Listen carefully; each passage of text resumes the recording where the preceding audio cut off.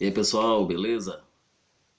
Abração a todos que curtem o canal Elber Leles, canal de variedades. Aqui tem notícias, enfim, aqui o canal de variedades aqui tem de tudo. E hoje nós vamos falar sobre lendas urbanas brasileiras. São 6 lendas urbanas brasileiras que você vai conhecer agora. Começar com a maldição do fofão. Olha, por volta de 1986, espalharam-se boatos de que, ao desmontar o boneco do Fofão, personagem do clássico programa infantil Balão Mágico, era possível encontrar uma faca afiada escondida próxima à cabeça. Essa lenda existe até hoje. Ainda quem diga que, quando anoitecia, o boneco atacava crianças enquanto elas dormiam. A procissão das almas. Essa lenda de Mariana, Minas Gerais, é a inspiração para o rito religioso que acontece até hoje na cidade. Conta-se que uma senhora vivia sozinha e passava o dia inteiro olhando a rua. Certa noite, viu uma procissão se aproximar. A velha estranhou, pois nem mesmo os sinos da igreja tocavam, coisa comum em dias de procissão. Mesmo assim, a senhora ficou da janela assistindo. Próximo ao fim do cortejo, uma das pessoas que participavam se aproximou e entregou uma vela à senhora na janela. Ela aguardou e foi dormir. No dia seguinte, quando acordou, se deparou com ossos no lugar em que tinha deixado a vela. O desfecho da lenda varia. Algumas versões dizem que a velha morreu, outras que a alma voltou para buscar os ossos na noite seguinte. No fim, a moral é a mesma. A procissão das almas não é para ser vista pelos vivos. O ladrão de órgãos. É comum ouvirmos histórias que envolvem pessoas que são drogadas e acordam em uma banheira de gelo e sem um rim. Terror total.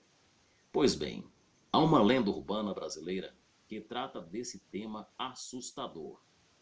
Diz a história que Leandro, um menino de 11 anos, ganhou de Natal um joguinho virtual. Nele, o garoto podia conversar com outros jogadores de vários países.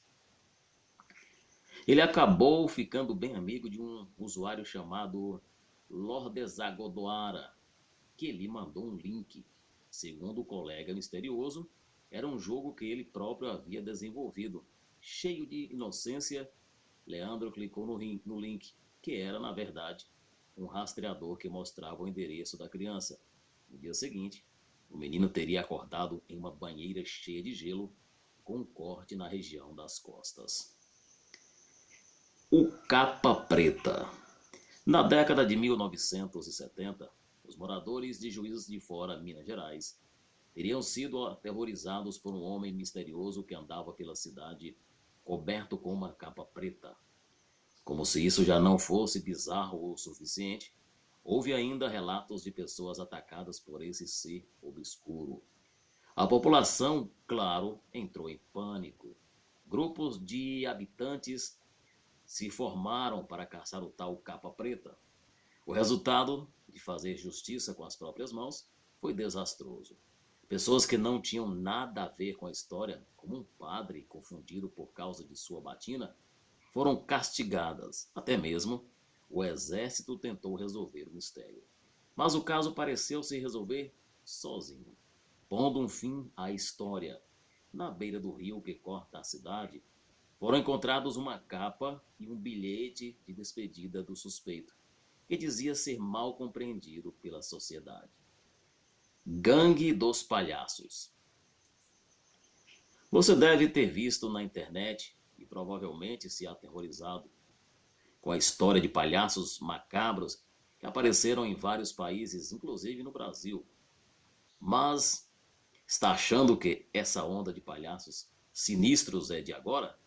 Há alguns anos, uma Kombi azul circulava pelo Brasil sem levantar suspeitas. Mas um dia, crianças entraram nesse veículo e nunca mais foram vistas. Reza a lenda que os garotos foram alvo da gangue dos palhaços, que roubava órgãos. Os bandidos aproveitariam a empatia que as crianças têm pela figura cômica do circo e as atrairiam para a morte.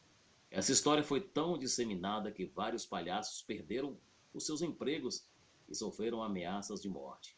Não é à toa que a fobia de palhaços surgiu na época em que essa lenda estava no auge. Loira do Banheiro.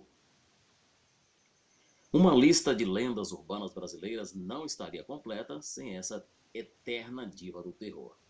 Afinal, quem nunca tentou invocá-la no banheiro da escola? A versão mais aceita da história não é nada assustadora.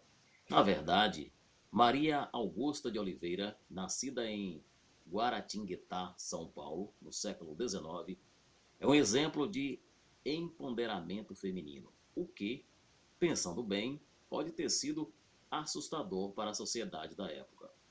Quando foi obrigada por seus pais a se casar ainda adolescente, situação comum na época, Maria Augusta fugiu para a Europa, onde viveu feliz até os 26 anos, quando faleceu. A morte permanece um mistério até hoje, pois seu atestado de óbito sumiu. O corpo retornou ao Brasil, mas a mãe da garota se recusou a enterrá-lo, deixando-o na casa da família. A jovem só foi sepultada depois que a mãe sofreu uma série de pesadelos. Anos mais tarde, em 1902, o casarão da família virou a Escola Estadual Conselheiro Rodrigues Alves, e a lenda de que a alma da jovem ainda assombrava o lugar surgiu, intensificada por um incêndio sofrido no prédio.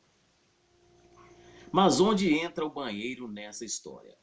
É aí que está o mistério. Nada liga o fantasma de Maria Augusta a banheiro nenhum.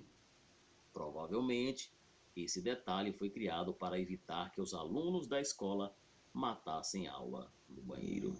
Tá aí, 6 lendas urbanas brasileiras. Esse foi o nosso vídeo de hoje. Até a próxima e não se esqueça, viu? Deixa o seu joinha, inscreva-se no canal Welber Leles e logo logo teremos mais vídeos aí para você. Valeu!